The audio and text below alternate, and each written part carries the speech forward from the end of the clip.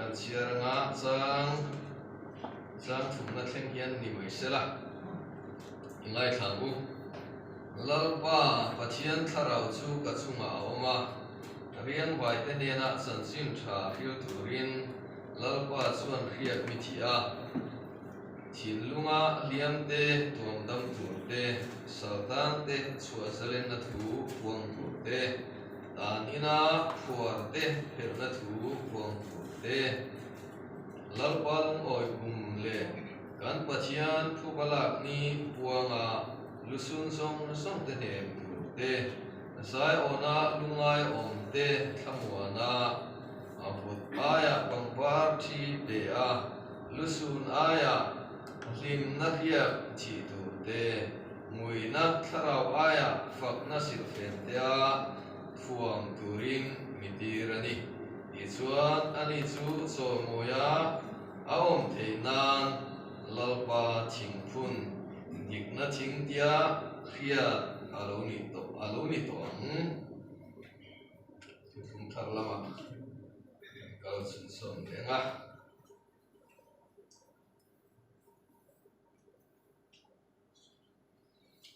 chanchin tha mathai sia bung hua chanchin tha mathai sia bung hua chang som thum panga tanga som thum pariat thleng hi chia lenge ngai thangu isua chuan thingtlang kholian le khote song apang chuaka an biakina te asir tira lalram chanchin tha hilin dam lo le nanna tin renga na te tidam sela ma se mi pui te chu a huin veng tu nei lo beram te anga chaw le vai tak an ni apangin a khoi te ema i chuan asir tir te ne na chuan bu seng tur atam ve ne thok tu la an tlem sia chu wangin abu seng tu tur te tir chuak turin bu nei tu lalpa chu diru atia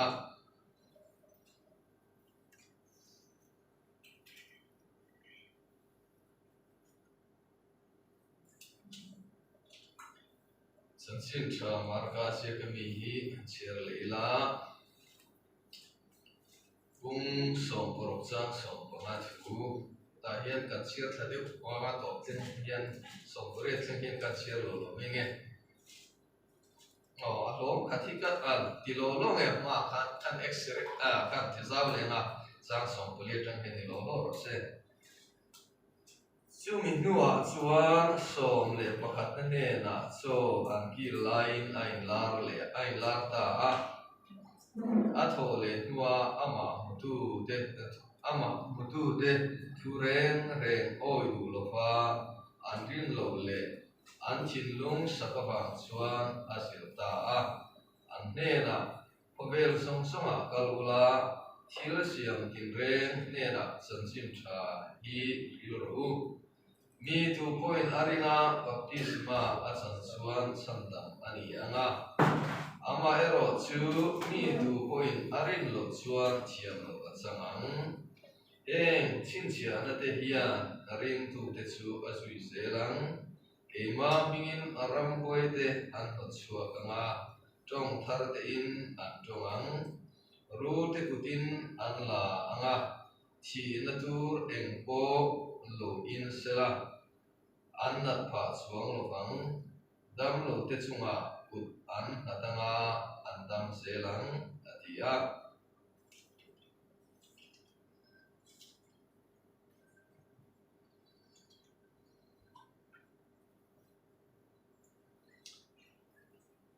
chanchin tha sona sia bungli chang som ni pasari tang hian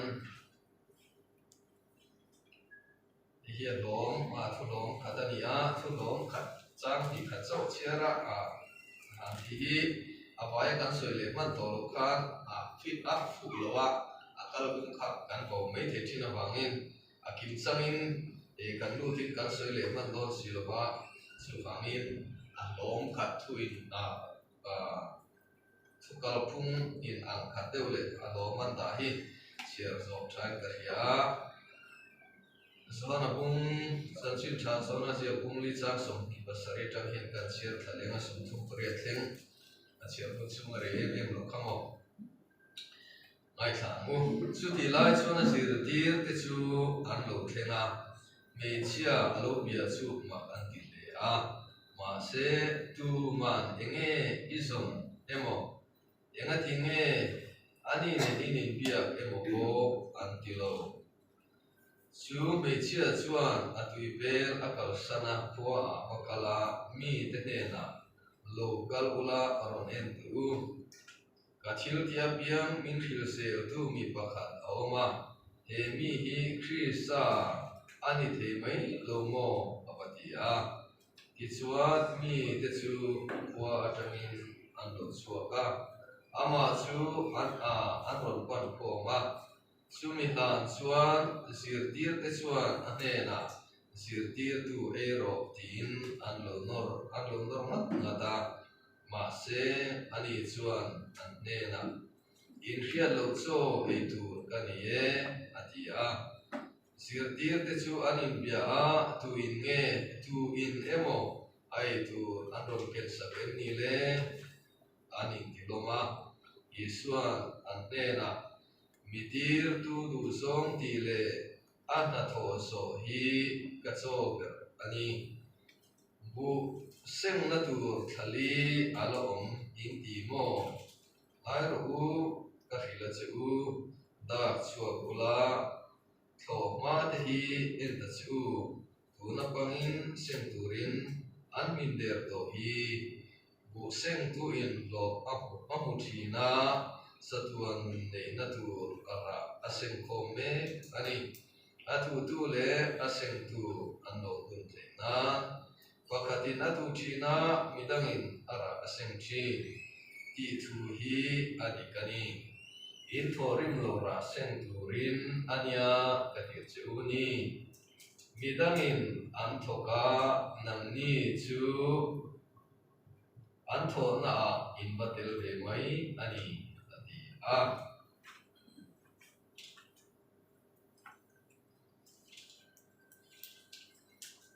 chiar leang rom fomi te hina tir ko pole ka thon bung khat sang so le so masari hi san chin tha ani lo san chin tha ka ti rom fomi te hina tir ko pole ka thon bung khat sang so le so masari thu kan chiar nge khi sa san chin tha chu ka sa pui si lo wa tu po aringa piang te ta san dam na tu ra pathian thil ti the na ani apasa in zudami te ta ani phoda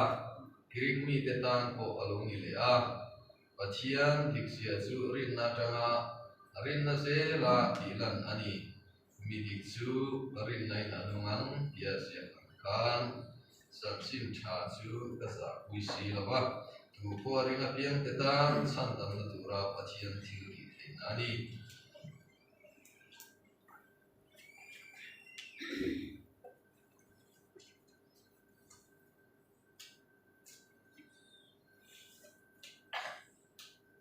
tu hom kan pop kan chiar lenga toi te soi tum le chin don nia ro chu tu na kan man te hi kan pun na thu ri tu man ani zel thwa le korin khomi te hina tir ko polo le ka thon pa ni na bunga sang sok pa ni tang hian kan chiar leang ai thau don nia ta hom khat ka chiar le don ani in he na ka in phak ngoi le ta ani lova ma se thinlung taka ti lova alang lang wat wan pui tu de la ka e mani awanga chuan tur le chan le dan tu siam sa chu du wang mea aron soi so kan hi e kan lo a ta ani chuan pathian ta ni se kan lo fin ta so ani le nang mani tan ni ro se Krista mai na chuan aturin min tu rui si a Edian kan ngai tua mi song song ti aya mi pakhat athi si chuan mi song song chu thi ani a mi song song ti aya athi chan chu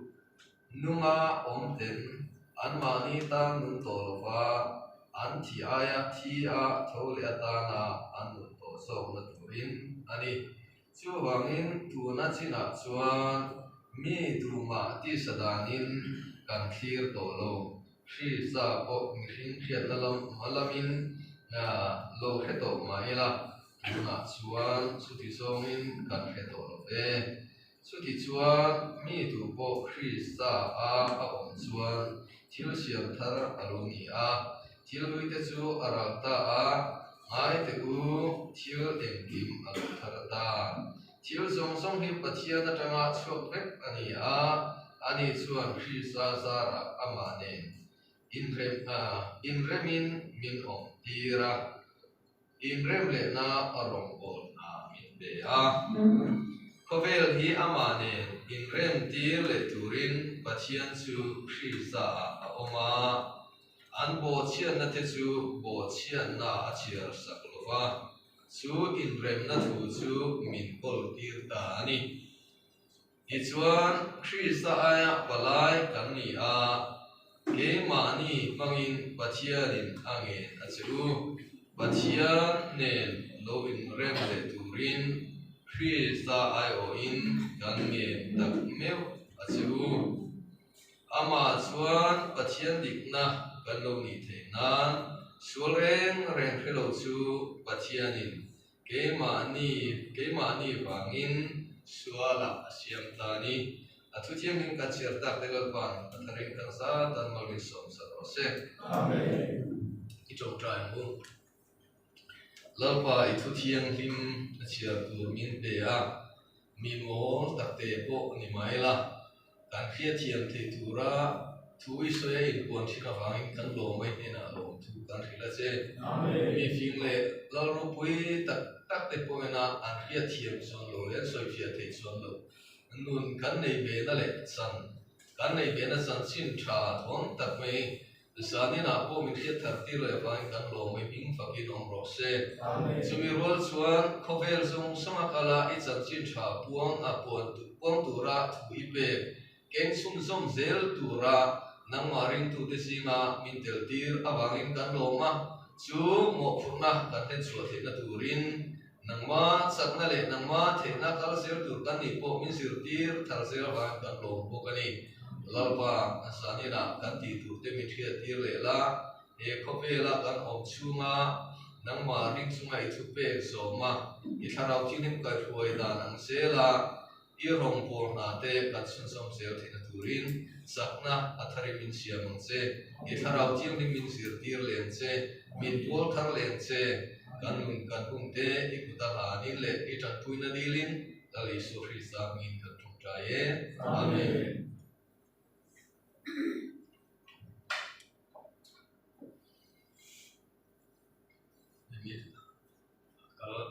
aku nak kal be dem nuala amai ro chu angya la ngana khia thi atu thi ni ka khia ke ma khiat na le ke ma chia zau na te ka thin lung ka ngai tu na se kan ti be hian pathian thu hi han phil khi ya ve mo han soi zau ve mo hi kan ti be tu te ni mo tiang si te hi ngai tu na alo kal thi na ka he thui thei lo min ka ria ka chia po hian o then te chu ka chia po hian angai na ka hian mai alo hi awan tam ka ti a ti chuan chang then khat ke ma nu na min khoi tu le tang kai deuh eng wang chi te chu kong chidang dang in alo lang be le boka Bible sang hi pathian thu hi chiar vek mai la kan nu na fia le kan nu min khoi bik te kan nu na thura soi bik te hi alo om thin ni hi ti ngai dan te min nei tira ti chuan chiang em chu ka in khiata ka chiang em ta chu kan Bible hi azia hun chu rot po sang ale zanga itar lai alo ni mi chi rang an hun ton le an thil ton chi rang mi pakhat dam chung an zia kha so nei pakhatin ale khabu a zia hun chung kha adam chung a thil ton le pathian in a pe kha ni maya so nei dang ne na chu tiang bok chu lo ni le a thu thum thara siak tu ten lo om pe a thil tam tak hi ke ni chuan kan lo chiar dam maya ma sela ataka kan hiat zo vek tu hi hiat fia zo sen ro hi ani lo ni ti hi pathian thu hi Bible nei ma ela karau thiam ni min tran puya kan ma mo to tu chu min hiat ti ra san dam kan ina tu ra ta na kan hiat tu te apoi mu tak te kha chiam takin mitin ta hian kan hop le kan nu na ta na kan man tur om vek na chungin vai hi chuan in kan he pup don lo ni hi ti hi ke ma chian em ni chu mi chian em na chan chu rong bol tur ten kan in po sei fe a yan pa ha be tem kan tia chang som bung khat tian chi te point kan ba ha be tro kan mang zom zel the lo ba bo le ta zel ni chu tiang te ni bang chuan khiat na le beng khiat na thua ka chin chiat na pak turang chi zong chuan be ke ta chuan be don thak so be don ani hi tiang ngai dan ka nei ta entirna thu pon siak te khan mi bol be khok maya kan di chau tak chawa bung thum thlen bel ka thleng be a bung thum thlen bel te chu kan di chawa ko phan ho ne na thu pon an chi te ka abun lai chuan ka soi be the te ka ma se la rei lo ka thei hi le tho chu van chuan ke ni ho tan ke ni ho dung tan chuan pathian kan thuak mi pe hai hot to bel che min lo pe te ani ka ringa hai hot po tha be na lai chu kan thim rim te sang chu kan thei hi be mo min ho khek kan chi te ka kan thei hi be nei the a hai hot tha chi khong be a kha theng chi te kha ni hangin chiar keu thu ngai thlang non le hetilaya ama chiat ang tak ka kan chiar te kha ka ngai lu ta thina ni ti kha ka sui ka ko le lo ka ni le ti khan thu ka hiat dan kha su ai na tlang ta bit ngai ta ila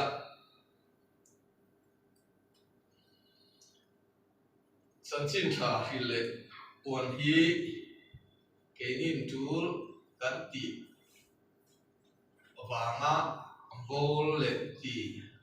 thok te kan ni lem lo ni in a soi thenga tur tia oi mo ti tu tak so ka hi min chandang tu kanal pa isu khi sa trong kam kha aluni ta i chuan pathianin chandang kan ni na turin alal ram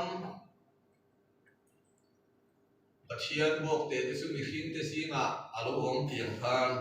pathian thu ti sa lu changa ama wanga pathian lal ram kan ni na lo thlen tu thu hi bible pathianin mi khiat tir sa chu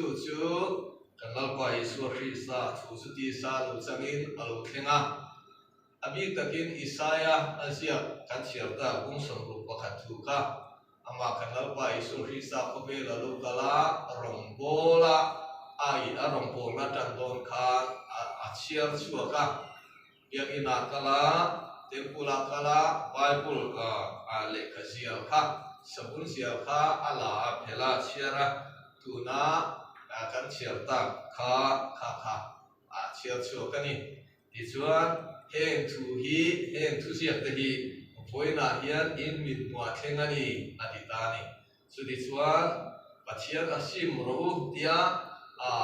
thalera apong lo ko se tu tura thalera aw rol zohana aw thong te kha achun zong ta ti chuan sim ro pathian ram chu alu ngai ta ti na tan ve pathian ram chu in singa alu thleng ta atia anu nai ta mani chu chan chin tha chu lal isuan apon tu le asoi tu le aron ken chu ni ta chung chu ne ichina kan chiar ta kha tharau saltang chuan na te tan ina atang te chuan na thu te lungai te lom le na thu te isuan adam lo midel dam lo ke vai na na tin reng ina an dam na thu te kha anin chu yang suang lali suwa krisan local tu san lungai te ne na chuan pangpa chi te muina aya lom na lim na hiat te in bel kan bel le kan san le na tu thu kha ka kenga lalpa tharau chu ke ma hian omani ti khan arom purna atanta chu sam sin tha lom om tak mai ania aron puanga ma sela ama berakha apuang tu berakha an hefulowa an khelfulo bang khan abun lai khan om se nei mak om se nei anei manglo na hun ka om tewani ma se ama arin na hun anrin na hun apia an lo lom na hun apia nga suang an lo kuya pathian ram sang sin tha thu hila isuan asir tir boka isuan dam lo te na nei song te khan dam na an lo sang ta thira ni ama seilen na hun le ma khuwa te chuan an rim that lo wangin an rin du lo le an ti ela una te po pa te po pian na te po kan khia an dia an rin that lo wang khan thil mak ati le the bi lo ni ati du lo kan ti don nge rin lo na huna chuan ati le the lo wa san sin tha po kha no rin a oma ani turang ta ka thim kholo bari ti kha kan the ome le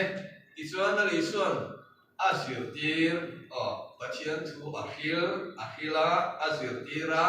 ti chuan dam lo te ati dam ti kha arom pol dan poimo ta khania chu san sin tha a thlen tir da ani tuna ko phan ho singa san sin tha ka thlen tir na tur da na ka man tur te singa min sir tir ko phan dam takina rom pol na ka puida na an man ani chu ke ni pon kan kal pel thei bi ko ba sumi rom pol ka chuan fellowship ang pon ako khan ang point kan tel so fesel angai ta ni hi sa ni na soile kadua chu khovel sunga kan kala sam chin tha kan khil na tura kan ti da tu lali so na min sir tir da na ni atakin kan ti fam kin thelong na thu khil rong bon na kan lai ti song se la sanina thu ten kan fak towa Bible sang siam te po khom towa thil pek ten arong kan bola kan la khoma ama kan faka pathian rong bo na le thil sang ne chan chin tha the dar zeuna ta na omsia nei be ka ni ke mani ti cham masate ke mani ti pason te ke mani a pek tu rom tura pathian ne na tong ta ya tho chua te khanga ya chu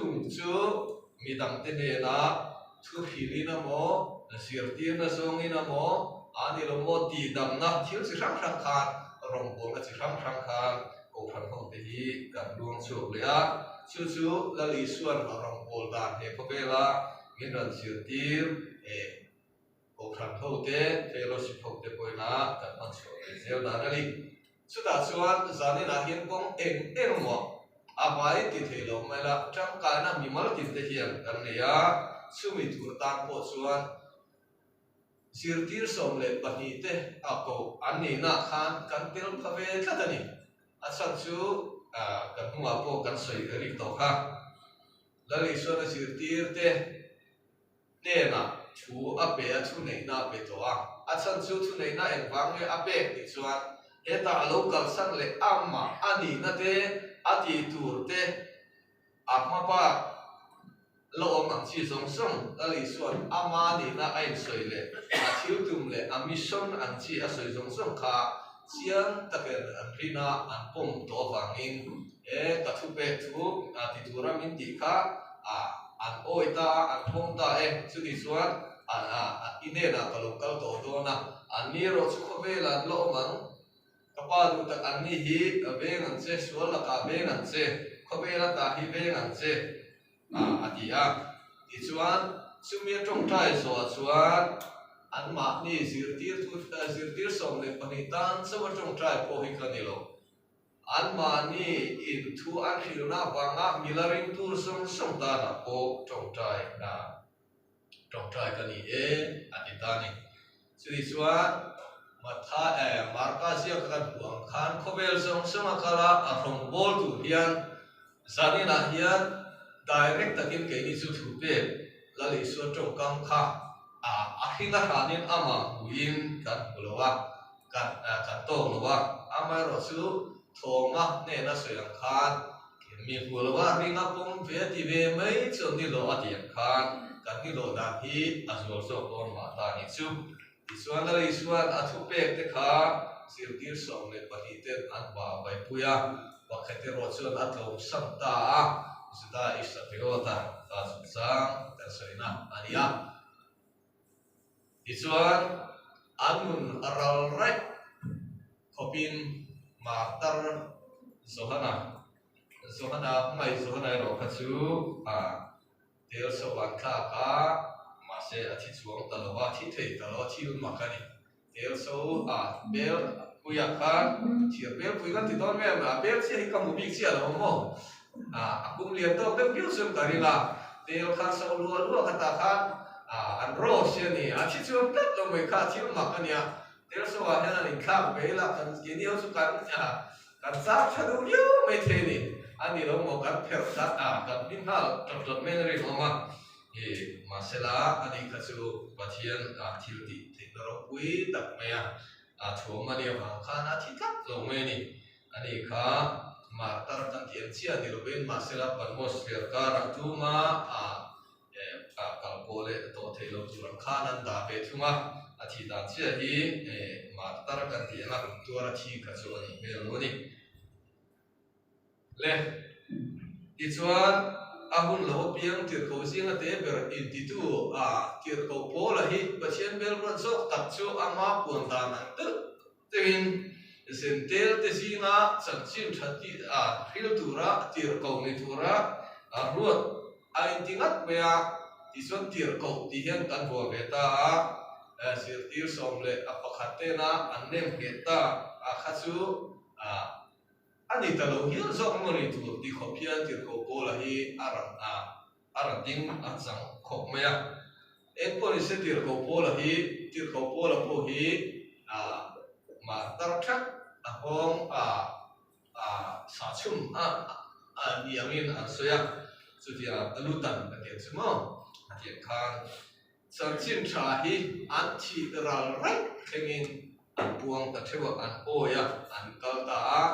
athu tiam ang ngein sirtir te somle pati te bi takin an rong bol na khan thil ki thena le pachian thu tiam tharau chiang limina athuam nakha andong na sem ma an thom no minan lo de me po khan andama an lim betera te limin an tal pan limina adia thena turin an kala an limin an thalimin adia ngotte khan andama ni chu yang chuan mithi te po kha an kai thoba thil ti thena na sa takin thuamin oma dam lo tin reng te arung bol na khan na sa takin an damani le ti chuan zirtir som le pati te kha an thi da beka rin om takin lalu kum chu an ta na da in oma kom san tu su dai sa re ota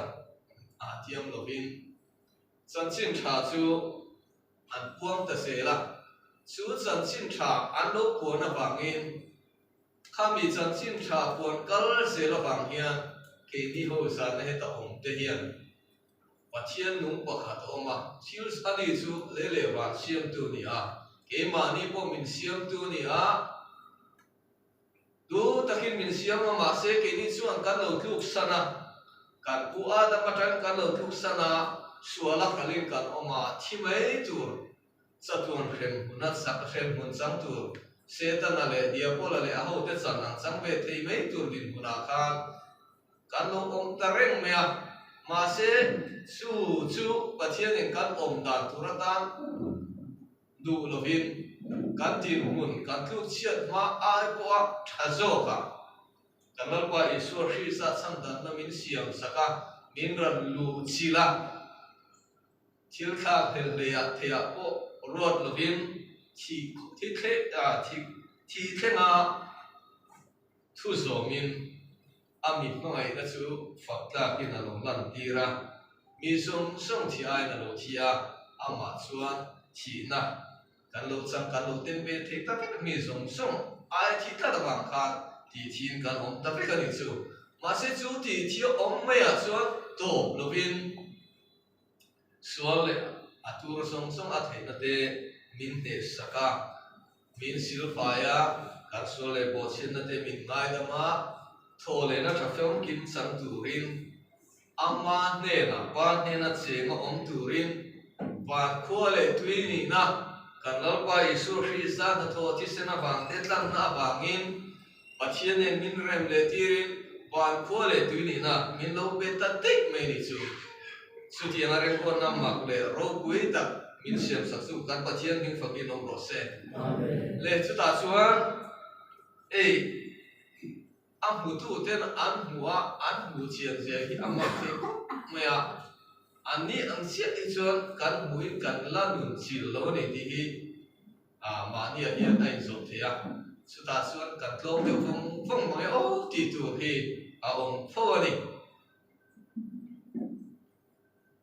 su tian chuan tu nang hun nge a po hian ke ni sa ha dam taka an torna te an thisena wang te a mithiam lim kal masa te torna te an thisena wang te a kali su ri sa thisen ka sui da tha te rin tu te hian ma tarin thisen tam ta rin tu te thisen hi la i su ri sa na rombol sel tur ati na huna hian mi in his lu chum ban chum wa huwa min anu na tha pin sang chin tha hian lo wa oya khovel nam tina hian atakin an lo buang tak zeta chung te wang chuan sa ni na hian ke ni nam mol sok le lak nam akwa le kwa in rum mang in do le nga kwa hun mang me thim bul bul te bia mo ta om tur ka pathian hin satuan pathian chandam tu lal isur krista chan chin tha khia in aba kapa kan lo tia le ban siam tu satuan pathian nim chu kan pa ni min phai tu ni ama chan kan nei ni isur krista su kan singa fo pa ber amin ama ro la ro chan te kan nei a thu tiam hi kan ta ni di chan chin tha ro pui tak me kan lo dong ta chu chan chin mangai na chan chin luam tak me chu kan tong asia ka chiar tu te kan lo mu ta ni chu kir ko som le pani te rong bol na ara kal se la ni an mani suban ku to lo ni ma se kha chu ken chong sel tu te kha ring tu te ka wa hian an thu rila banga ke mila ring tu te ta na po tong trai ka ni kho bel mun ti na kalula san chin tha phil ro ti hi voi na kan ko wa po hian ala ong be se la ni ti hi sanina kan ngai tu ta na thik poi mo ta ka ni ta chuan hi akasoi china ke ma ber hi atatu ka ni le chin sia ri oma nakina katitana naktu ka naktipa amakar tang katana ani lo pon hunala omalong matha tang chu katito tak tak tiam chi ber hi ke ma hian om tho me ni nang ni kala soi thleng lo chu mo ani chu reula thil tha na ti tur hi ti na lo kan ke phu chi ni ti ro mo masela naktu kan tia naktu khi kan ti so naktu khi so ti re me naktu dang se lo ko ma ti chuan kan ani kan lo ti ma ni pon chu alo thleng le tho kan ti tu ra kha ke ma ni a min ran thing non le adam ti tur dang se ka khian bel te kha lo om le a in thua abarit ta be abang man bo thak ta be abang mo ta be katin zo do na mi kan tia kan san le kan khu chuak le be lo tiam chi kha om du khop mai ni nak tu ba ka tiang makara ka tiang nak ma tang chuan ma tha tang chuan tia thil tha ti tur khe ka kan ti kha abun chu alo theng so zela kan ti tak le chuang lo tu khup mai ni chu wangin rong bol tura ko kan ni a mi song song mai na wangin mi song song thi ai lo thia a thia te chu tuna chuan en ti tur nge min du ta kan ai thia thole ta na khan mi song song song kan mun kan thea a thu pe te so ma a san chin tha kan pon le pe zel thina tur ta khan alo thia ni ti kha tiar ko kola du da ni chu pathian hoi na min nor lui tak aturi min turani ti na lo su da ni chu in rem le rong bol na san chin tha dong tak mai chu ke ni na kan sanga kan lim puya kan suala phuar na te sal ta na ta te kan ta na muna tanga sual salen kan ni am hian la kilometer tak te point an ma mo ve a sumi khila puang song puang zel tura ko le som te kan ni a kan ko wa kan na a ta ve ni a apoi mo na chu chan sim tha kan bua na kan khila min an rin khan sathuana nun na nei na turata na pathian en kong arwa ta lo tlap mea a ho le turang khian khi sa thi na te thole na thu han khil mai te kha thil ho le za pui om mi te mu sit le buak te thil chi rang rang to na ni ma se la chu mi kong lo chu om si lo wa chu mi kong thu chan chin tha chu puang se tura ko te kan ni be ni ti hi zane na chan ko ro pui ta kan ne ya rin ain kan hun kan ti hi akal saka aliam saka ta ti leng tia kan da hian apoi em thirani ta chuan ali chuan nang ni chuan bu na tur bu sen na tur thali lai lo om ni ni ngai bo ma sela en ro lo te chu en ula thi ro